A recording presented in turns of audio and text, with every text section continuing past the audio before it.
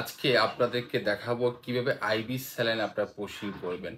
একজন পেশেন্টকে কিভাবে আইভি স্যালাইন পুশিং করবেন আজকে সেই বিষয়ে আমি প্র্যাকটিক্যাল দেখাবো। আপনারা ভিডিওটা সম্পূর্ণ দেখতে থাকেন। আর আমার চ্যানেলের সাথে যারা যুক্ত নেই, আমার চ্যানেলকে যারা এখন সাবস্ক্রাইব করেনি অবশ্যই সাবস্ক্রাইব করে দিবেন এবং বেল আইকনটা অবশ্যই চালু করে দিবেন। আর নিত্য নতুন ভিডিও পেতে অবশ্যই আমার সাথে যুক্ত থাকবেন। আর আপনারা কী ধরনের ভিডিও চান স্বাস্থ্য বিষয় সম্বন্ধে আমাকে কমেন্ট করে যাবেন। চেষ্টা করবো আপনাদেরকে প্রতিনিয়ত নতুন নতুন যে স্বাস্থ্য বিষয়ে যে বিষয়গুলো আছে সেই বিষয়ে আমি আপনাদেরকে ভিডিও দেওয়ার চেষ্টা করব বন্ধুরা। তাহলে আমি চলে যাচ্ছি আমি মূল যে বিষয়টা যে কীভাবে আইভি স্যালাইন আপনারা পুশিং করবেন সেই বিষয়টা আপনাদের দেখাচ্ছি।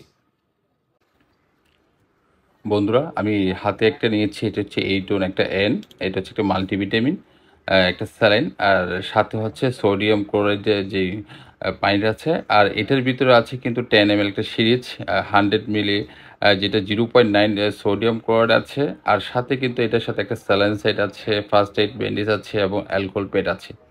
এখানে যে ভিতরে যে পাউডারটা আছে সেই পাউডারটা সেই আপনার সোডিয়াম ক্লোরাইডের সাথে মিশ্রণ করতে হবে। মিশ্রণ করছি, আপনারা দেখতে থাকেন আমি কিভাবে সেটা মিশ্রণ করছি।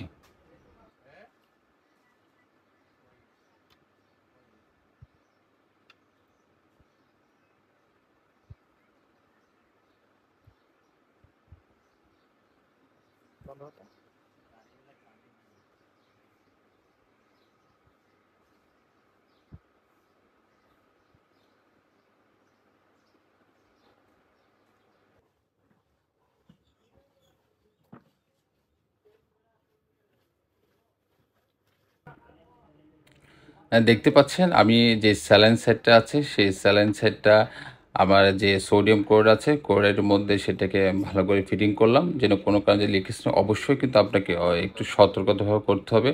অনেক সময় কিন্তু এখানে হাওয়া জমলে কিন্তু অনেক সময় সেক্ষেত্রে আপনার স্যালাইন যে স্যালাইন দিয়ে যেই আপনার সোডিয়াম ক্লোরাইডটা যাবে অনেক সময় সেটা বাধাগ্রস্ত হতে পারে। অবশ্যই চেক করবেন, আর চেক করার আগে অবশ্যই আপনার একটু এইটা চেক করতে হবে যে ঠিকমতো এটা চ্যানেলটা ঠিক আছে কিনা। আমি একটু চ্যানেলটা ঠিক আছে কিনা দেখছি। আপনার সেভাবে কিন্তু অবশ্যই যে সুইচটা আছে সুইচটা দিয়ে কিন্তু চ্যানেলটা চেক করে দেখবেন ঠিকমতো হচ্ছে কিনা।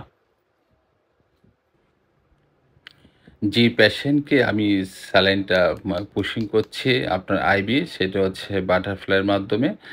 সেটা দেখেন আমি কিন্তু হাতটা বেঁধেছি একটা রাবার দিয়ে। রাবারটা হচ্ছে সেটা স্যালাইনের পাইপ দিয়ে বেঁধেছি এই জন্য যে আমি যেখানে স্যালাইনটা পুশিং করবো সেই ব্রেনটা যেন একদম পারফেক্টলি আসলে একটু ফুল ওঠে। অনেক সময় কিন্তু আপনার যদি সেটা যদি পুশিং ক্ষেত্রে যদি কোনো সমস্যা হয় তাহলে কিন্তু স্যালাইনটা ঠিকমতো চলবে না এবং হাত ফুলে যাওয়ার একটা সম্ভাবনা থাকে। সুতরাং আপনাকে একটু দেখে খুব ভালো করে কেয়ারফুলিভাবে আপনাকে সেটা বেঁধে এবং সেটাকে আপনি একটু ১ম এ কিন্তু আপনার অ্যালকোহল প্যাড দিয়ে কিন্তু ভালো করে কিন্তু পরিষ্কার করতে হবে যেখানে আপনার যে স্যালাইনটা আপনি পুশিং করবেন। দেখেন আমি কিভাবে স্যালাইনটা পুশিং করছি।